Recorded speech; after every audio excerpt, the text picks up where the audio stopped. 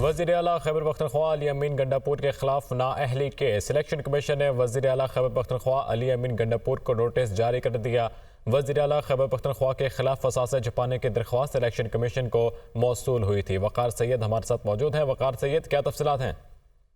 جی بالکل، یہ ایک درخواست جو ہے وہ علی امین گنڈاپور کے خلاف آئی تھی کہ ان کو 62 ایف کے تحت جو ہے وہ نائل کیا جائے، کیونکہ انہوں نے اپنے اثاثے جو ہے وہ چھپائے ہیں، ان کو صحیح طریقے سے ڈکلیئر نہیں کیا گیا، جس میں ڈی اے خان میں 735 کنال کی جو زمین تھی وہ عارضی طور پر جو ہے وہ علی امین گنڈاپور کے نام پر ٹرانسفر کی گئی تھی، جبکہ زمین کے اصل مالک جو ہے وہ آصف خان ہے۔ علی امین گنڈاپور کی 2020 کے جو اثاثوں کی تفصیلات ہیں اس کے مطابق انہوں نے یہی زمین بیچ کر جو لینڈ کروزر گاڑی جو ہے وہ حاصل کی تھی، جبکہ جو تحریری فیصلہ جاری کیا گیا اس میں کہا گیا کہ غلط بیانی پر علی امین گنڈاپور جو ہے وہ صوبائی نشست کے لیے اہل نہیں ہے، یہ درخواست گزار کی جانب سے کہا گیا تھا، جس پر الیکشن کمیشن نے ان کی درخواست بہت شکریہ آپ کا۔ وزیر اعلیٰ خیبر پختونخوا علی امین گنڈاپور کے خلاف نااہلی کیس۔ الیکشن کمیشن نے وزیر اعلیٰ خیبر پختونخوا علی امین گنڈاپور کو نوٹس جاری کر دیا۔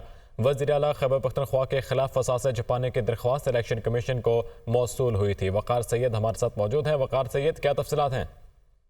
جی بالکل، یہ ایک درخواست جو ہے وہ علی امین گنڈاپور کے خلاف آئی تھی کہ ان کو 62 ایف کے تحت جو ہے وہ نائل کیا جائے، کیونکہ انہوں نے اپنے اثاثے جو ہے وہ چھپائے ہیں، ان کو صحیح طریقے سے ڈکلیئر نہیں کیا گیا، جس میں ڈی اے خان میں 735 کنال کی جو زمین تھی وہ عارضی طور پر جو ہے وہ علی امین گنڈاپور کے نام پر ٹرانسفر کی گئی تھی، جبکہ زمین کے اصل مالک جو ہے وہ آصف خان ہے۔ علی امین گنڈاپور کی 2020 کے جو اثاثوں کی تفصیلات ہیں اس کے مطابق انہوں نے یہی زمین بیچ کر جو لینڈ کروزر گاڑی جو ہے وہ حاصل کی تھی، جبکہ جو تحریری فیصلہ جاری کیا گیا اس میں کہا گیا کہ غلط بیانی پر علی امین گنڈاپور جو ہے وہ صوبائی نشست کے لیے اہل نہیں ہے، یہ درخواست گزار کی جانب سے کہا گیا تھا، جس پر الیکشن کمیشن نے ان کی درخواست بہت شکریہ آپ کا۔